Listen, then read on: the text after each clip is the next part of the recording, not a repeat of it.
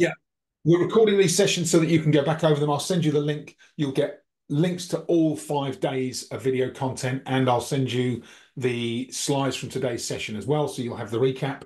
And hopefully you've got an opportunity just to, if you want to go back over any of this content, because it's like anything, right? We learn principles and we don't always kind of retain the information and maintain the kind of discipline around habit formation. And that's why sessions like these hopefully are useful for you, because it brings you back to things you know work. And that's the whole idea of this week. Okay, so let's do a quick recap of what we've covered so far during our 5 days together this week. Day one, we looked at sleep, how to optimize sleep, why that's important, how it helps cognitive function, and really is a base layer for performance and resilience. Then we said, let's look at morning routine. So if you can get the sleep right, then it's about how you set yourself up to perform at the highest level each day that you're at work. And it doesn't have to just be at work, whether you're doing things for yourselves, weekends, holidays, actually having this morning routine in place really does help you make the most of every day, regardless of what you're doing. It doesn't necessarily have to be work related. Then on day two, we said, right, okay, so we've primed ourselves, we're ready for each day. Then it's about mindset. It's about how we think about ourselves in the world. It's about how we start to actually guide our thoughts and start to direct our thoughts towards more positive representations, more positive interpretations of what we're experiencing in the world. We can do that through a focused approach. And we said, directing the thoughts and actually starting to direct that inner voice, so it becomes more of a coach for us and supports us as we move forward with the things we're trying to achieve. Especially if you're working, we're in leadership positions, many people here. If you're in leadership positions, those positions are much more challenging than just being an individual contributor in an organization. Sometimes that can, actually our resilience and our ability to just focus and concentrate the mind can be the difference between us being able to influence positively and not being able to influence positively. So managing ourselves is a really important part of how we build resilience and productivity. And then on day three, we said, okay, foundations are in place. Now, how do we start to be more productive? And we looked at 2 laws. Parkinson's law, which says if we set ourselves tight deadlines and work to those tight deadlines, we know that we'll be more productive because the power of focus kicks in and all the other distractions get eliminated. So really important that we look at Parkinson's law. The second thing we looked at was the Pareto law, right? Or Pareto principle, which is the 80-20 law. And it says that 20% of what we do actually delivers 80% of the result. So once we understand that, we can start to get more forensic about the work that we're doing and understanding where are we making impact, not just having activity. So where's the impact, not just the activity? And starting to review, okay, what are those 20% tasks? How do I expand time and go deeper onto them? How do I review the 80% of stuff that's just noise and start to either reduce the time on that or find a way to delegate it or move it out of your schedule? And that's where the highest performers in any field, that's where they make the breakthroughs, when they're able to decide what is really making an impact and focus their efforts and time on that work. And then yesterday, and on day three, we had a productivity tool that you can start to use to sort your to-do lists and start to sort the work you're doing and be able to then kind of set yourself deadlines and targets for time on the key tasks that you're working on.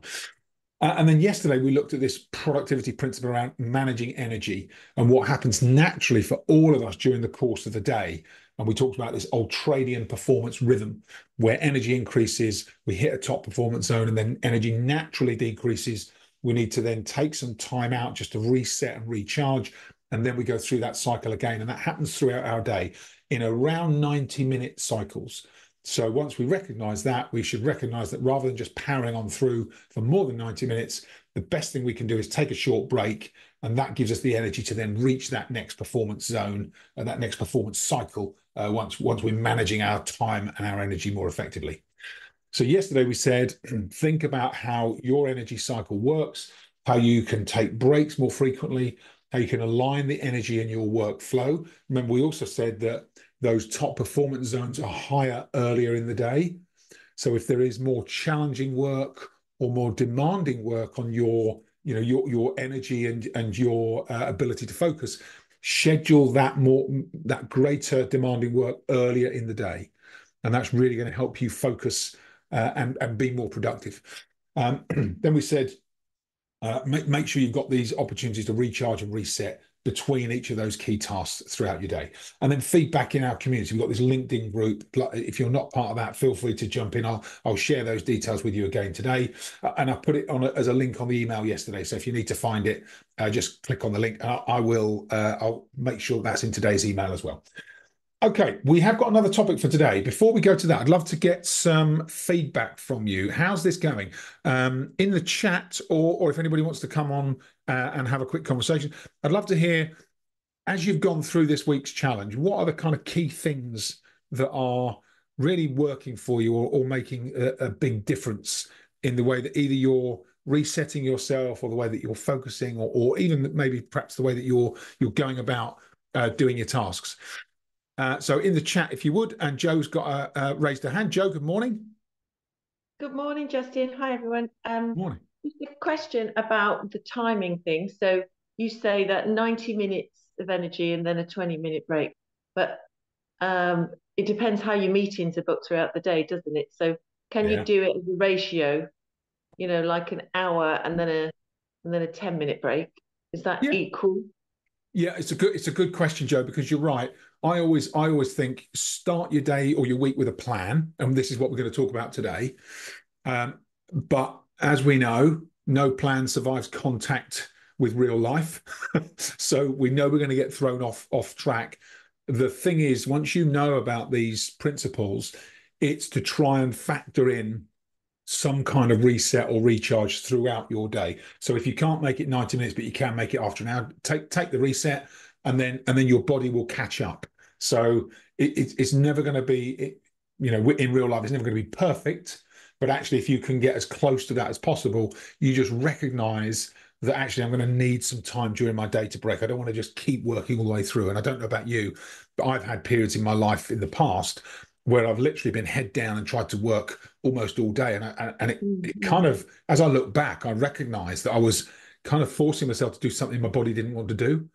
And actually, if I'd just taken those breaks, even if they weren't perfectly aligned with the 90 minutes, it would really have helped me to be more productive. So does that help, Joe? Yeah, and it reminds me on your course, Justin, because you kind of do it in hour, don't you? You have an hour and then a break, Yeah, an hour and then a break, and it yeah, and it felt so relaxed. It felt like we were always having breaks, yeah, but actually there was so much content in there, and then it was really good because the breaks were then a reflection on the content, weren't they? So actually, yeah. it really ingrained the learning, I think. Yeah. So no, It helps, okay, doesn't it? cool. Thank you. Yeah, it helps. No, pleasure. Thanks, Joe. Good feedback. Manjula, thank you for your comment. So the three questions is working well. We'll use Alexa to try and space out the 90-minute cycles. Well, that's a good idea. Like setting an alarm during the day for your 90-minute cycle so that you know when the time is right to take a break. And these things, it's not always possible because sometimes you're working with clients or patients or your teams, and it's not always easy to fit in the exact 90 minutes. But as long as you're consciously now aware of it, you will find a way to create some of those spaces during the day. And the other thing is you won't feel guilty about taking a bit of time. That's the big thing. People feel guilty about taking a 10, 15-minute break. Your mind's constantly going, oh, I should be back to work, or I should be doing this or that. Actually recognizing that if you take that break, when you return, you're going to be more focused and actually more productive. So you're going to do yourself a favor and the business a favor. John L. Yeah, look, this is, I guess, as a result of post-pandemic working from remotely. Yeah, I find, I mean, even now I had a call from one of my team, 8:30. There's no boundaries now what time Mhm. to work, and people are setting up team calls. I mean, literally 9 o'clock, 8 o'clock in the morning through to 7 o'clock, literally with no breaks. And then Yeah, what I do, it's the culture now. Now, even if I put down, I'm having a 1 hour break lunchtime, just have a spot of lunch, and people will throw in meetings and so forth. So, yeah. I'm struggling, but I don't. I'm not asking for an answer here, but I think it's a cultural thing now. It's shifting. Mm.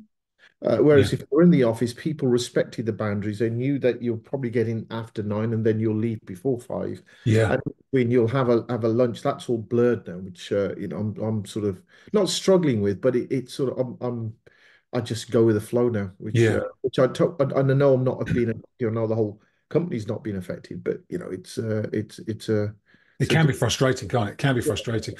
Yeah, one of the things that I learned a few years back from again from a mentor of mine was if you're going to schedule some time in your diary, make sure that what you call it is something that when someone else looks at it, they think, "Oh, that's too important for me to bump."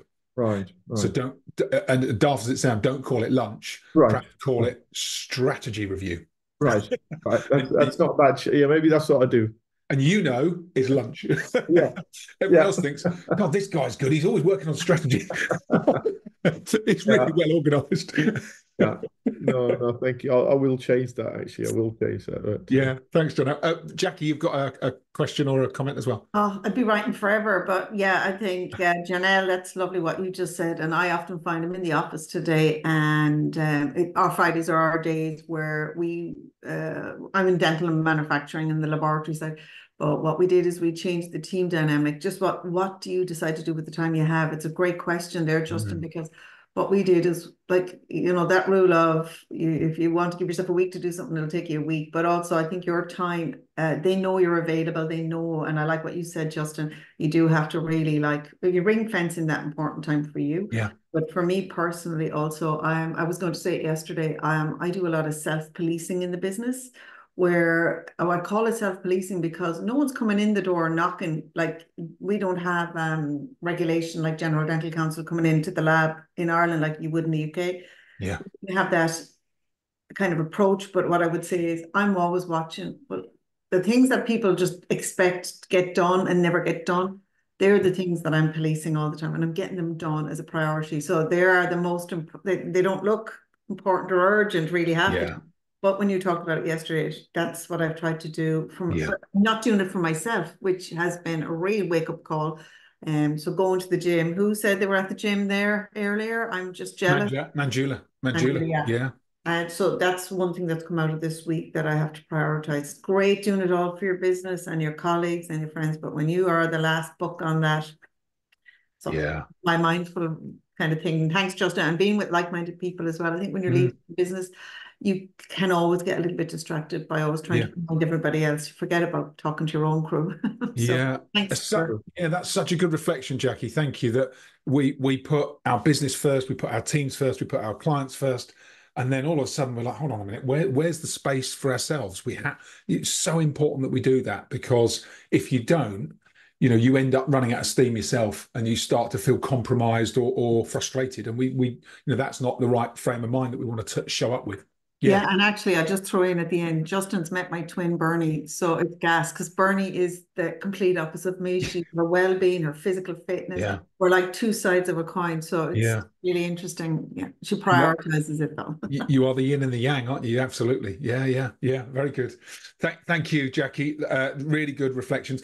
Steve in the chat as well. Thank you, Steve. Better use of time as a valuable commodity, plus adapting the morning to-do list as per yesterday's call was very useful to manage the day. Brilliant. Thank you, Steve. And yesterday, remember, we talked about that urgent important matrix, and that the sweet spot is the top right-hand segment. Not urgent, but important. Right. So the things that are not urgent in your business, no one's pressing you for them, but actually, strategically they're really important for you. And that's where we need to start to refocus our energy so that we get time to work on the big stuff that's going to make the difference, 6 to 12 months down the line. And it's stuff that is really easy to put off. But the highly productive and effective people make time for that top right-hand segment. And a bit like these sessions, I would argue, are that top right-hand box, right? Nobody's forcing you to be here today. You are investing your time to give yourself that quality around how do I improve resilience and productivity. Brilliant. Thank you. And Pretty, thank you. 3 questions and prioritizing to-do list. Really useful for me, reducing overwhelm and running around. Perfect. Thank you. Excellent. Okay, let's do wow, we're already at 12 minutes of the hour. Okay, let's quickly do today's content. And then we'll wrap up and get you for your 9 o'clocks. So This whole principle about time is really important. I love this J.R. Tolkien quote. All we have to decide is what to do with the time that is given with us, right? Sounds simple, doesn't it? So I'm a big fan of what we call time blocking. I'm sure you're doing this already. Time blocking to get the important tasks done. So let me just show you what this means. Once you've prioritized your tasks, you've separated urgent from important. You're delegating things that aren't yours to do. You're eliminating things that are neither important or urgent. Don't spend time on it, right? You schedule what is important. It might be urgent. It might not be urgent. It doesn't matter. That's right. If it's important, you've got to do it. Schedule them in blocks of time. Align it with your energy and your ultradian cycle. Allow space to recharge during the day. And you're starting every day with a schedule and a plan. Okay, so we start every day with this intention. If it doesn't go exactly to plan, it doesn't matter. Over time, you're going to get better at this, okay? So you've got all of that in place and you're working on the most important task first. Then there's this principle. I don't know if anybody's heard of the Pomodoro Technique. If you haven't used it, it's really, really effective. So the Pomodoro Technique is a principle for completing key tasks. So we talked about, the prioritization, allocating time. What you do is you decide on the task you're going to do. You get rid of all other distractions. So you either silence notifications on email or you shut it down. You silence your phone. You make sure there's nothing can distract you. And then once you've decided on the task, you set a timer for 25 minutes. And you work on the task for 25 minutes with the timer somewhere in view. I think we talked about this earlier in the week, with the timer somewhere in view. And you use that as a bit of a way to kick in Parkinson's law, right? Because you've got this timer and you see it in the background. And you work solidly on the task for 25 minutes. And when the 25-minute alarm goes, and there's a psychological trick we play on ourselves here, right? Because if you say, could you do something in extreme focus for 25 minutes? You go, yeah, easy, right? And we can. And once that 25 minutes is up, the timer goes off, and you'll be really surprised. When the timer goes off, you're normally in full flight, right? You're like, I'm in it. And then what you do is you just pause and you force yourself to get up, step away, and give yourself 5 minutes. And once you give yourself 5 minutes, you go back to the task, you set the time for 25 minutes, and you go again. And you recognize what we're doing here, right? We're lifting that first third of the ultradian rhythm cycle and really focusing to get us into the top performance zone as quickly as possible. When we take the micro break, the 5 minutes, or maybe shorter, depending on how long your kettle takes to boil, then you go into the second part of your ultradian rhythm, and you're already in that top performance zone. And the next 25 minutes is like magic. the productivity is incredible. And then once that 25 minutes is finished, do the same thing, 5-minute break, and then final 25 minutes. And what I found is it keeps your energy level higher throughout that top performance zone. Then we take 3 minutes, 3 times, and we take a longer break, 15, 20 minutes, depending on how much time you got in your diary. And you'd be surprised at how this helps you to really you kind of accelerate up to that top performance zone in the ultradian rhythm. And your drop isn't as quick as well. So this is a way to kind of hack. It's like a productivity hack around how to use the ultradian rhythm cycle. And then in terms of time blocking, I'll just share time blocking. This is kind of just an example of my calendar, right, from a week in June. This is how I structure my time, right? So every morning I've got this morning routine, gym, mindfulness, and focus. That's what I do every morning. I've got some reminders in. Then I've got some tasks to do. And you'll see I'm trying to, at every lunchtime, I try and give myself this hour break when I'm at home. So nobody's managing my diary or interrupting me. So 1 till 2 is my time. Take that quite seriously every day. I make sure I've got some downtime. But then I'm scheduling the things, my to-do list. I do have a separate to-do list, but I tend to put in blocks of time to do it. And I try and allow myself windows during the day where if I don't want to go back to back in meetings, I might go for a walk or actually just, have some thinking time or go back to my list and go, let me just sort through my priorities again. But I'm really trying to use my calendar as a way to really effectively manage my priorities and the key activities that I'm planning to do that week. And if you look at my weeks, they tend to look like this. And I'm really trying to block time and create that space for me to focus. Okay, today's final task. Schedule your diary for next week the way that you want to schedule it. Create time for the key tasks that you want to to complete, off your priority list. If you can, start to set yourself targets of time, reducing the time you're allowing for key activities or tasks you're looking to complete. Align with your energy cycle, start with some form of plan. And I'd love it if you would take a screenshot of your diary and pop it in the LinkedIn group so that we could see it. I'll put mine in as a starting point later today, and kind of wishing you good luck and being effective as we go forward. So let's have I've got a few comments. Let me just stop my share. Hold on a sec. I've got a few comments. Let's have a look. So Jackie said Bernie could be your twin with the morning routine. Thank you, Jackie. Joe says, looks like you need to be in 3 places at once. Yes, sometimes I do have multiple blockers, but it's actually the same thing. Sometimes it's my blocker, sometimes the client will put a blocker in for me. So sometimes I get a bit of overlap as well. But I tend to work it. Pretty says, what do you use, Justin, for your diary? Is it Excel? Oh, thanks, Pretty. No, that's just Outlook. That's just my Outlook calendar that you were seeing there. So Heidi, thanks, Heidi. Creating, protecting yourself, some thinking, creative space is so important. Absolutely. I completely agree, because we don't get a lot of thinking time. Also knowing yourself and when you are most productive, when you're flagging or feeling weary or whatever. It was a learning for you last year. Yeah, thanks, Heidi. It's really important that knowing yourself is so important. And then when you know yourself, being able to be honest with people, actually, that's not a good time for me, or actually I can get to that one morning next week or whatever, and really being able to the other thing, this to-do list idea that we talk about and prioritizing the to-do list.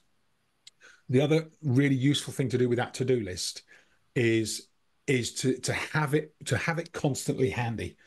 Because if you're working in a corporation or you're working in a business where there's constantly demands on you, I found in the past it's been really useful if like someone would say to me, "Oh, Justin, we need to get this done, and it's got to be done by 2 days' time. This needs to be done by Monday."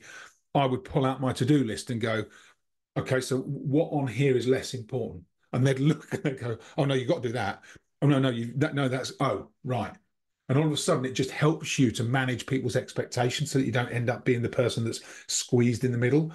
The more organized you are, the more you can communicate really effectively what you're working on, the more people will respect, actually, I'm not sure we can squeeze any more on this person because they're already highly effective.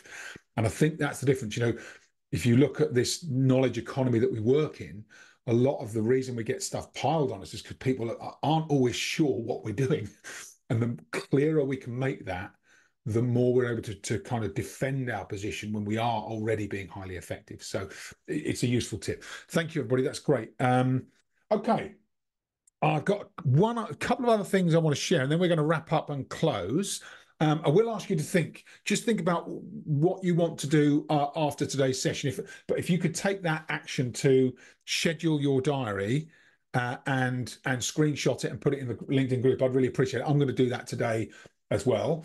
And then I just want to share, there's a couple of things I love this quote by Clifton Anderson. It's believed that the average person uses no more than 10% of his or her potential. 10%. We're not even scratching the surface of what we're capable of. I think that's a really interesting perspective. I don't know if 10% is the right number. We're all blessed with a continent of unexplored gifts and talents. We have to use them or lose them. And that's really important for this challenge, right? We've gone through a lot of stuff this week, and really try and think about what you don't have to do everything, but what are the key insights, what are the key bits that you want to use and introduce to your working week and your routine. I will talk about leadership success. I'm a huge Joe's got a card she's holding up, just say no to everything. I love that.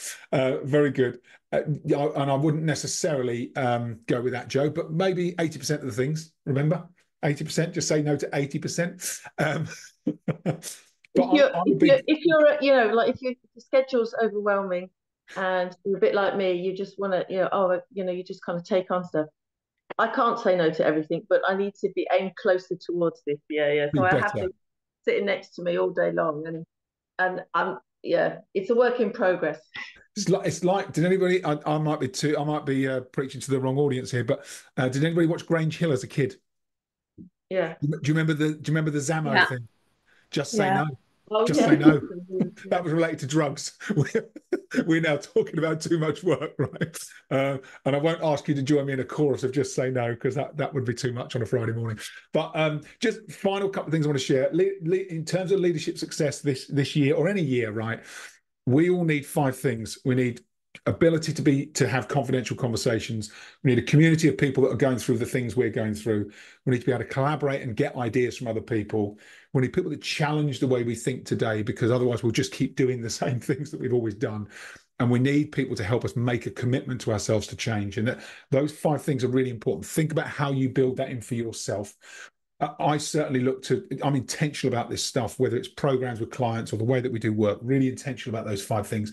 If anybody would like, if you're interested after today, if you think that was really good, I'd like to go deeper or further, then do feel free to use this. I've got this discovery session. So this is like a 45-minute discussion. If there's something you're working on, if you'd like a bit more kind of one-to-one, either guidance or coaching, then feel free to book it in. I know a number of you have done that in the past, so do feel free to book that. I'll get you straight into my diary. You probably won't get in until the end of July now, because I'm away from next Thursday. I know I was away last week, but I'm away next week as well. I'm going to Spain for a week, so you might not get me until the end of July. And yes, I do have a lot of holidays.